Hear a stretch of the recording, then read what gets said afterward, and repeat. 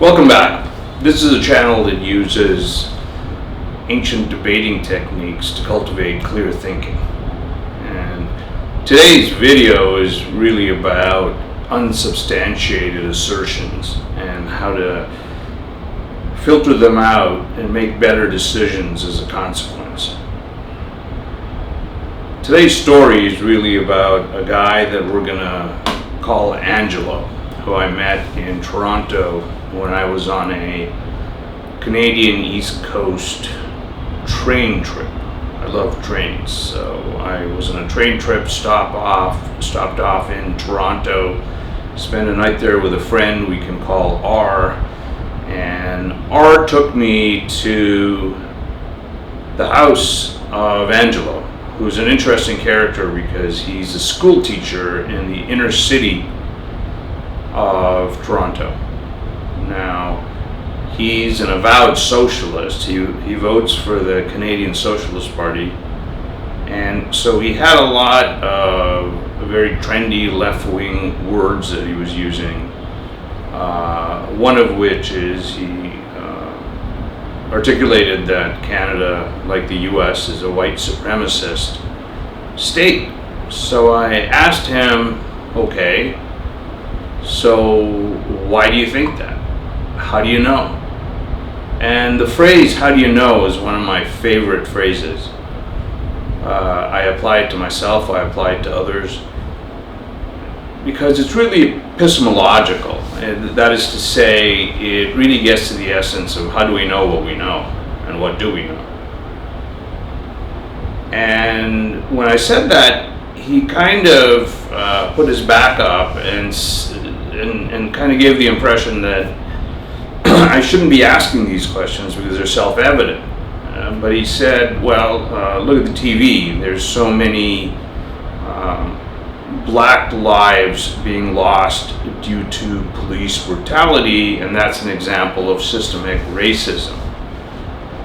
So I then asked, well, okay, you have a handful of examples of police shooting unarmed black men, but how do you know that's a random sample, and how do you know the sample size is large enough to make a statistical inference? Now, the fact that I pushed back on him led him to get really triggered, and he started shouting and screaming, saying, I'm not going to have white supremacist ideas in my house. And I don't know if you noticed, but this isn't a tan. So I found it amusing that he would effectively call me a white supremacist. But since I was a guest of a guest, I backed down and I said, look, I'm sorry, and we won't talk about it again. And I didn't challenge him for the rest of the evening. It went fine. And when I got in the car with R, I said it's a fascinating reaction because he's a school teacher, which means that he has a B.Ed degree, a 4-year degree. And I asked him where he got it from. It's from a university called Ryerson in Toronto, which has a new name now. They've rebranded it.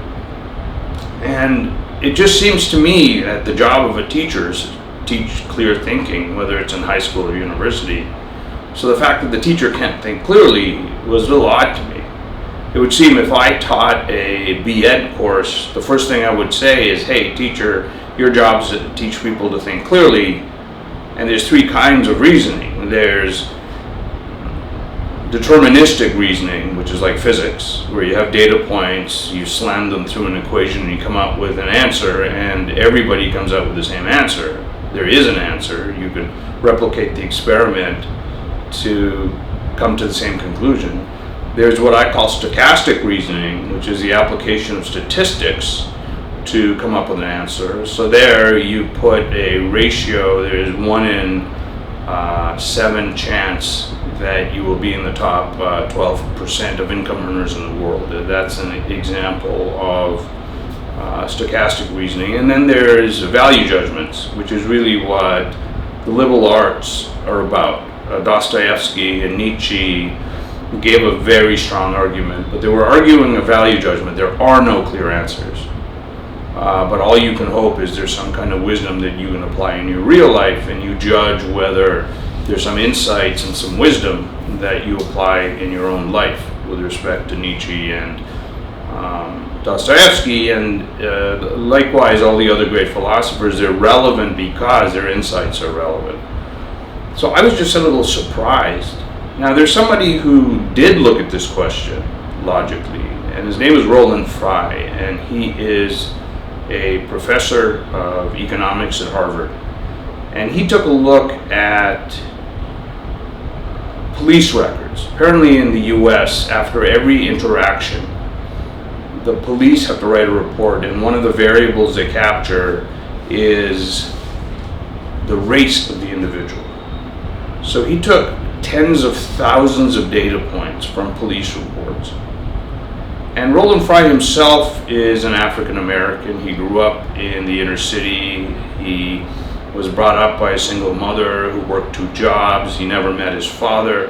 So he had a lot of challenges. And one day he popped into an economics class and fell in love with the subject, got a PhD at the University of Chicago. And he wanted to believe the unsubstantiated assertion that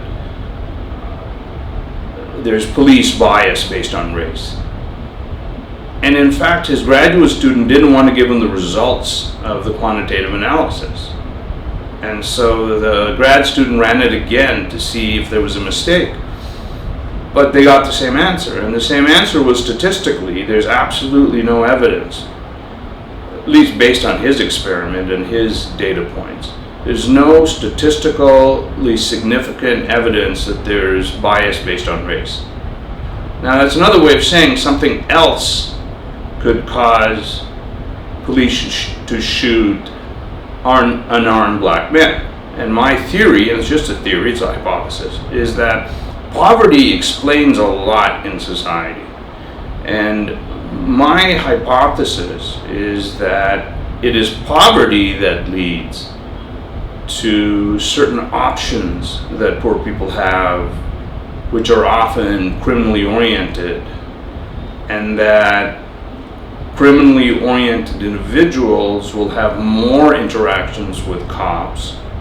More interactions with cops leads to errors, and therefore it's poverty of white people, of African Americans, of Latinos, and a host of other races and colors that accounts for the police shootings of unarmed black people. Now, what's the significance of this? Significance is really the decision making better decisions. So if you buy the premise that cops kill unarmed black men because of racial bias, then you're going to defund the police, which is a recommendation of Black Lives Matter and their supporters. But if you believe poverty is the root cause, then you're going to help poor people accumulate wealth. Now, in my first and second videos, I talked about a pretty simple formula where just about everybody can build wealth. I can't teach you how to be a billionaire, but I can teach you how to live a dignified life of freedom from wage and debt slavery. So what's the conclusion? The conclusion is that when you hear unsubstantiated assertions, question the assumptions, ask the question, how do we know? And that is going to result in better decision making. Thanks for watching. I'm speaking to you from Calcutta, India. An interesting place if you've never been here.